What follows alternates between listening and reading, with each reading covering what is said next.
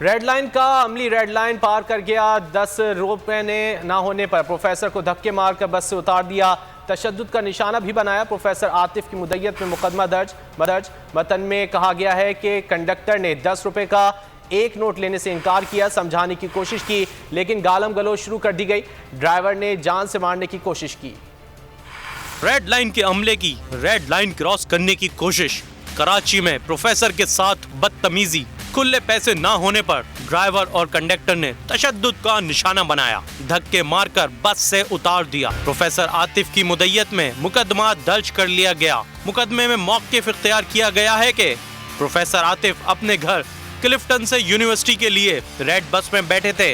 Conductor को किराए के लिए 10 रुपए के 5 नोट दिए। कंडक्टर ने एक नोट वापस करके कहा कि दूसरा दें, इस पर टेप लगा है। डॉक्टर आतिफ जमील के पास खुला ना होने पर कंडक्टर ने कहा कि 10 रुपए दें वरना यहीं उतार देंगे। डॉक्टर आतिफ से तल्ख कलामी पर कंडक्टर ने ड्राइवर के साथ मिलकर तशद्दुद का निशाना बनाया और धक्के देकर बस से उतार दिया। वजीर ट्रांसपोर्ट शर्जील मेमन ने नोटिस लेते हुए वाक़ये की इंक्वायरी की हिदायत जारी कर दी। सोशल मीडिया पर पैगाम में शर्जील मेमन ने लिखा कि मैं सिंध हुकूमत की जानिब से यकीन दिलाता हूँ कि इंसाफ होगा।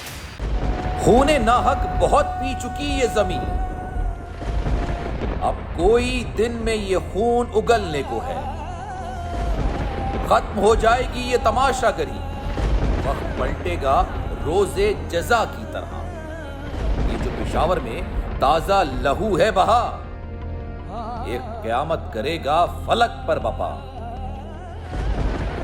गम की सलमनाक घड़ी में बोल सानह पेशावर में शहीद होने वालों के लवाहिकीन के साथ। सब्सक्राइब करें और बेल दबाएं ताकि कोई खबर रह न जाए।